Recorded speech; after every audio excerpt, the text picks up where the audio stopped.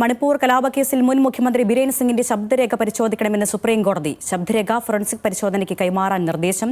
പരിശോധനാ റിപ്പോർട്ട് മുദ്രവെച്ച കവറിൽ കൈമാറാനും നിർദ്ദേശമുണ്ട്. വിവരങ്ങളുമായി ഷബ്നയുണ്ട്. ഷബ്ന, ഏത് സാഹചര്യത്തിലാണ് ഈ ശബ്ദരേഖ പരിശോധനയ്ക്ക് കോടതി നിർദ്ദേശം നൽകിയത്? എന്തൊക്കെയാണ് കോടതി ചൂണ്ടിക്കാട്ടിയ കാര്യങ്ങൾ?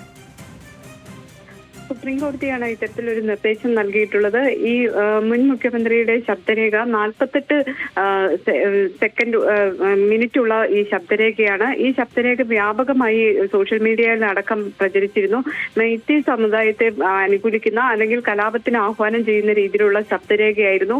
ഇതുമായി ബന്ധപ്പെട്ട് നിരവധി പരാതികൾ ഉയരുകയും ചെയ്തു. ഈ സാഹചര്യത്തിലാണ് ഈ ശബ്ദരേഖ പരിശോധിക്കണം എന്നൊരാവശ്യം അന്വേഷണ സംഘം ആവശ്യപ്പെട്ടത്. തുടർന്നാണ് ഇപ്പോൾ കോടതി അനുമതി നൽകിയിട്ടുള്ളത്.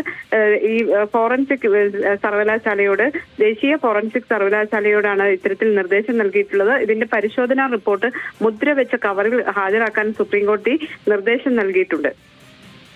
കെ എം ഷബനിയാണ് വിവരങ്ങൾ നൽകിയത്.